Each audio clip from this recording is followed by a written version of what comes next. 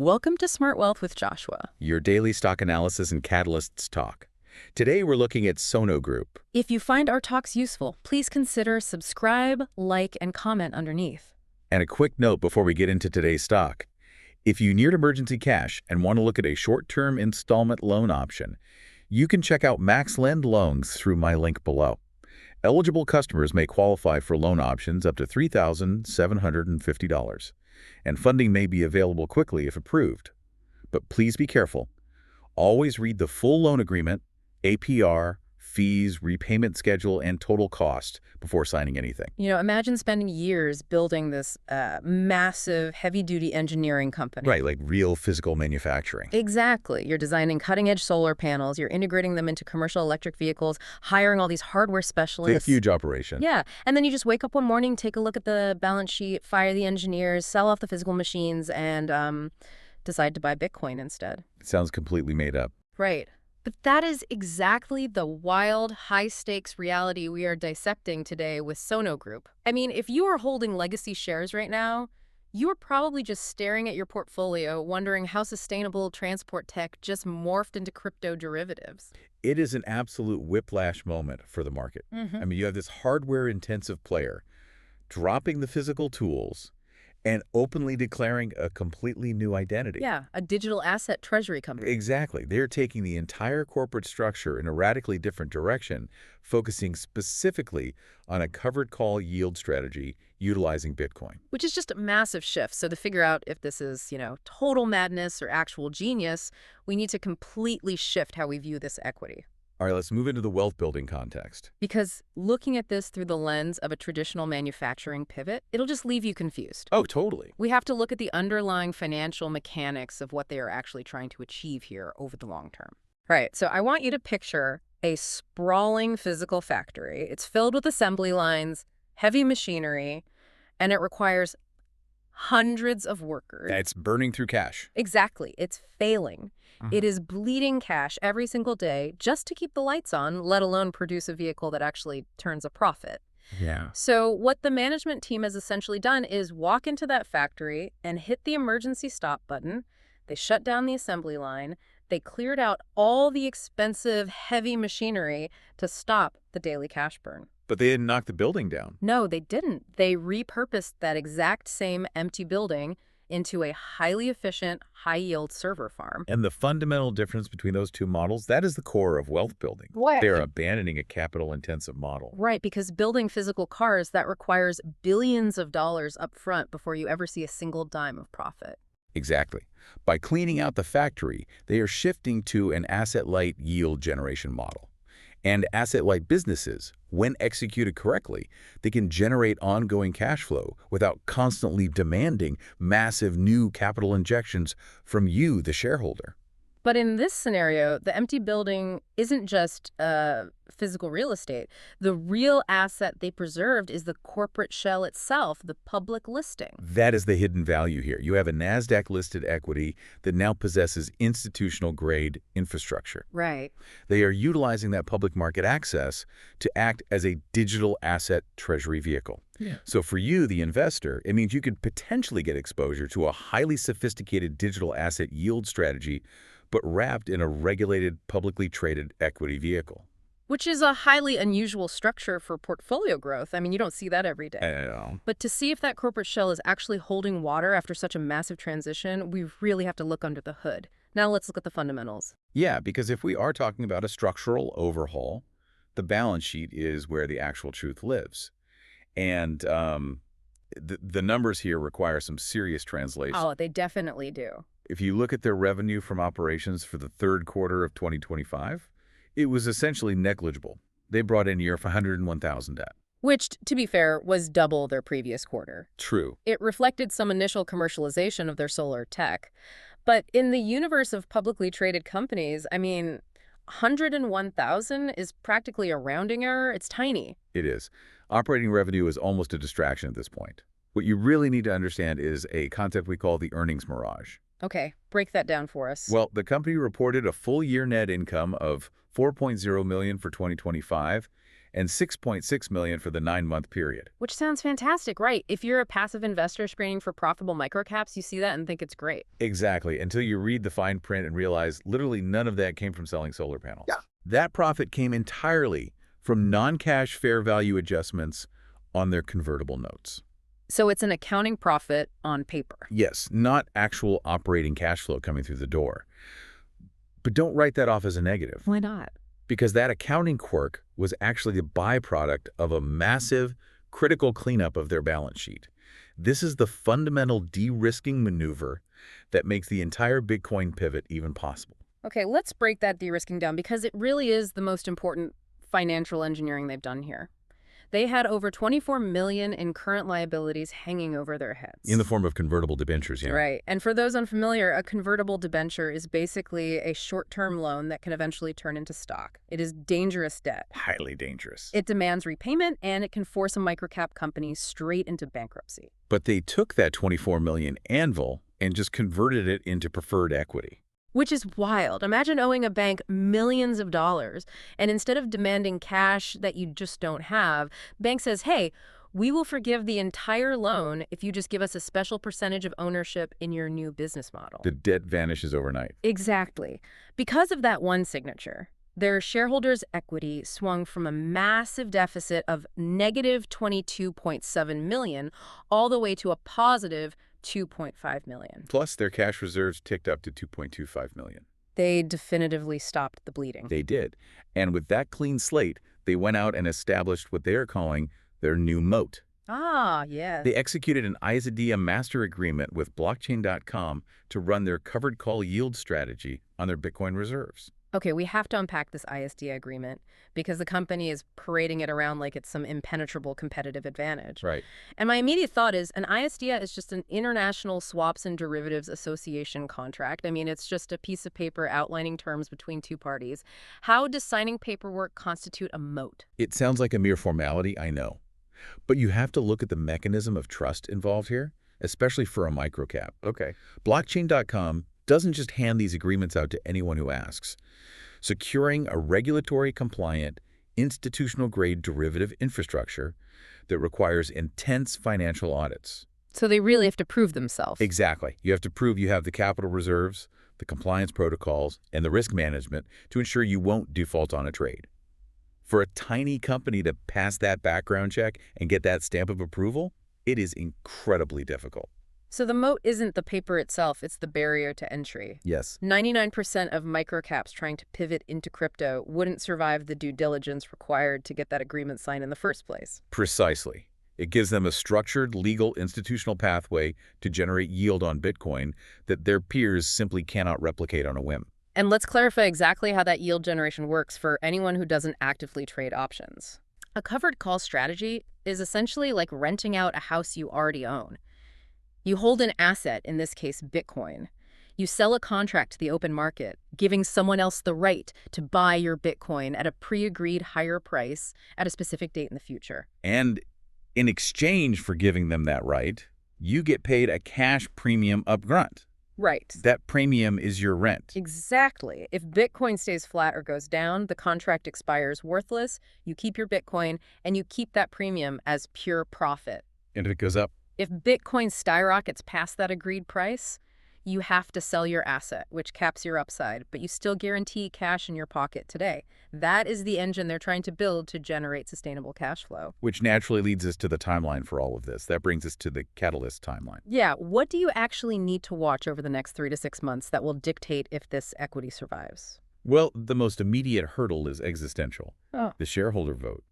They have an extraordinary general meeting coming up to officially ratify this treasury strategy. And if you put yourself in the shoes of a legacy investor, this vote is fascinating. I mean, you bought into this stock because you believed in ESG mandates. Green energy. You believed in solar power and sustainable commercial transport. Why on earth would an environmentalist shareholder vote yes to become a Bitcoin crypto proxy? It feels like it completely alienates the original base. Or it absolutely shreds the original thesis. Yeah, But when capital is on the line, survival tends to trump ideology. that's true. The solar business was burning cash at an entirely unsustainable rate. For those legacy shareholders, looking at a balance sheet that was bleeding out towards zero, this pivot is likely viewed as the one and only viable lifeline. So it's a stark choice. Very stark. Embrace the crypto strategy or watch your investment vanish entirely. And assuming they vote yes just to survive, the next massive catalyst on the horizon is the earnings date on June 20, 2026. June 20th is the ultimate prove-it moment. Up until now, everything we've discussed is theoretical financial engineering. But that earnings report, that will be the very first time the market is handed actual hard data on the Bitcoin-covered call premium generation. We will finally see if this yield engine actually works in reality. Exactly, and exactly how much cash it is printing. And the macro tailwinds behind this launch are, honestly, impossible to ignore. They are stepping into this strategy at a very specific moment in the economic cycle. The timing is interesting. You have Bitcoin halving dynamics, which inherently restricts the new supply of the asset, creating a supply shock. And you have massive spot ETF inflows driving unprecedented institutional demand. Add to that a potential peak in traditional interest rates. When traditional safe yields start to peak or fall, institutional money starts hunting for alternative high-yield strategies. Right. A publicly traded digital asset covered call fund suddenly looks incredibly attractive to capital looking for double-digit returns. So the fundamental theory is sound, and the macro environment is favorable. But, theory doesn't always match reality. To see if the market actually buys this narrative.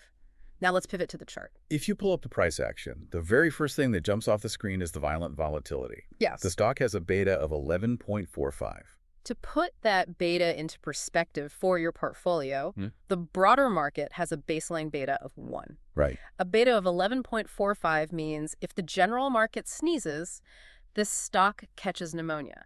It is moving with massive amplified swings. It is certainly not for the faint of heart. Definitely not. It has crashed 77% from its 52-week high of $27.73. Ouch. But as brutal as that looks on a chart, that crash was a necessary evil. It completely flushed out all the old electric vehicle and solar hype.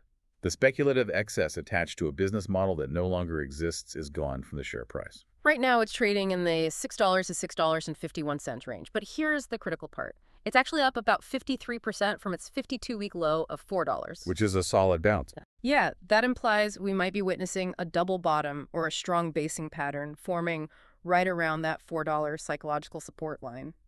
The market seems to have finally found the floor where the legacy business died. And the momentum indicators back up the idea that the heavy selling pressure might be completely exhausted.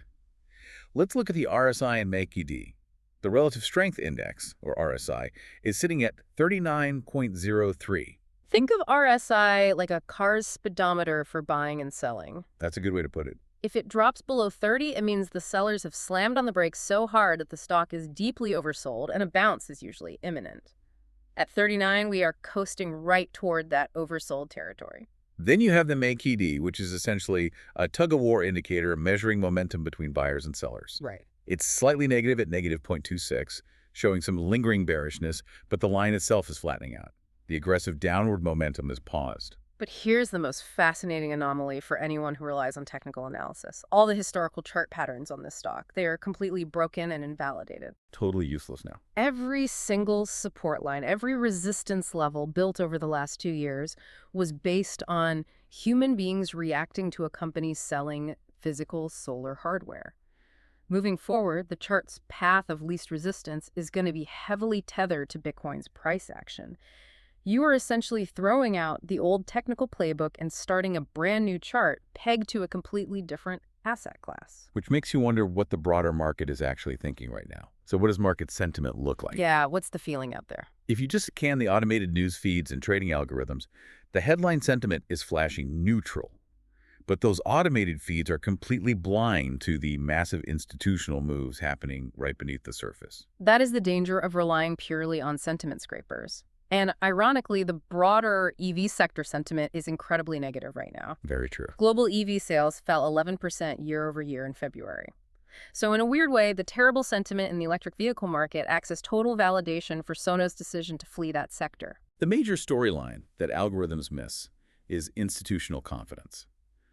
We talked earlier about Yorkville converting their $24 million in debt. Right, the convertible debentures. They converted that debt into 1,401 preferred shares. That is a staggering vote of confidence. Think about it. They could have pushed for liquidation, stripped the company for parts, and tried to get pennies on the dollar back in cash. Yeah, they could have just walked away. Instead, they looked at the math and chose to remain embedded in the equity structure of this new Bitcoin strategy. They want the upside. The overall ownership structure supports that confidence, too. It is surprisingly robust for a company undergoing an identity crisis. Institutional ownership is sitting strong at 44.85%, and insiders still hold 19%. Which is high. It tells you the smart money and the founders haven't entirely abandoned ship. But we have to express some caution regarding Wall Street coverage. Right now, there are 0 analyst price targets on this stock. Wall Street is completely silent. That is the exact definition of being in price discovery mode. Analysts simply do not know how to model a solar turn to Bitcoin company yet. They don't have the standard spreadsheet formulas for this kind of pivot. But while Wall Street figures out the math, there are some speculative wildcards that could drive retail sentiment. For example, Sono recently won the European Transport Prize for Sustainability 2026 for a solar-powered refrigerated vehicle. It is incredibly ironic to win a major industry award for the exact business unit you are actively shutting down. It is.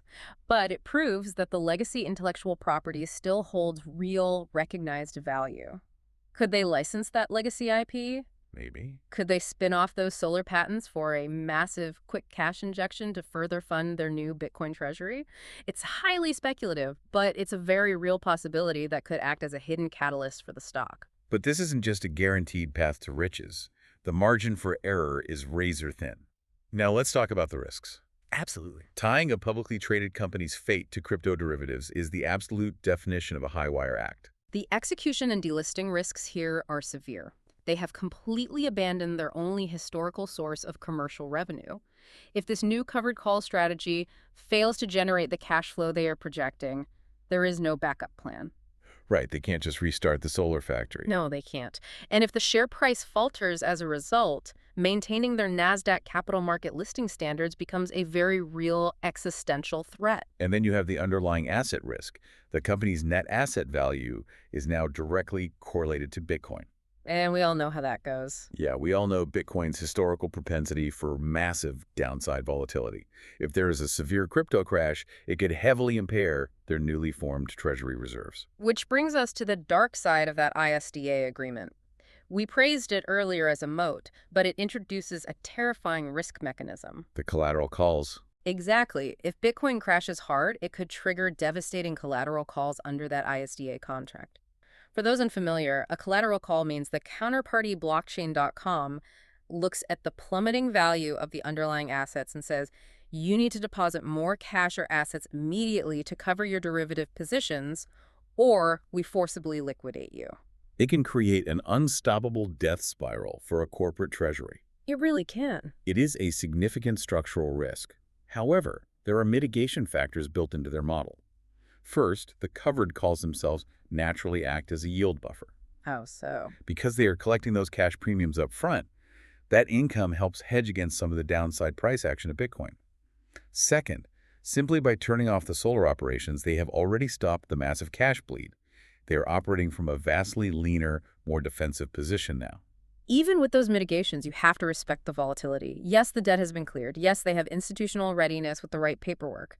But having a pristine structure doesn't guarantee the crypto market will cooperate. That's the reality. They are stepping into a highly volatile arena, and management's execution has to be absolutely flawless. Weighing the pristine balance sheet against the brutal crypto volatility. So with everything on the table, what's the final verdict? Well, based on the research and the structural pivot, we are looking at a bullish score of 7 out of 10. That 7 out of 10 perfectly reflects the duality of this play. This is a high-reward, high-risk microcap pivot. The verdict is that this is a speculative long-term hold, specifically looking at a 6 to 12-month horizon to let the new model prove itself. The long-term view here is that success is entirely contingent on the successful deployment of the treasury strategy after the shareholders officially ratify it. Right now, the stock is heavily pricing in the death of the legacy solar business. You can see that clearly in the 77% drop. But what the market has not yet priced in is the actual cash-generating potential of the crypto pivot. If they prove the yield model works in June, the upside repricing could be substantial. It really comes back to that factory analogy we talked about at the beginning. The market has fully priced in the cost of shutting down the old, rusty assembly line. What it hasn't priced in yet is the hum of the new servers coming online. Need emergency cash? MaxLend Loans offers short-term installment loan options up to $3,750 for eligible customers. Apply through the link below and carefully review the APR, fees, repayment terms, and total cost before accepting any offer. And if this episode helped you, please subscribe, like, and comment underneath. We'll see you in the next Smart Wealth with Joshua episode.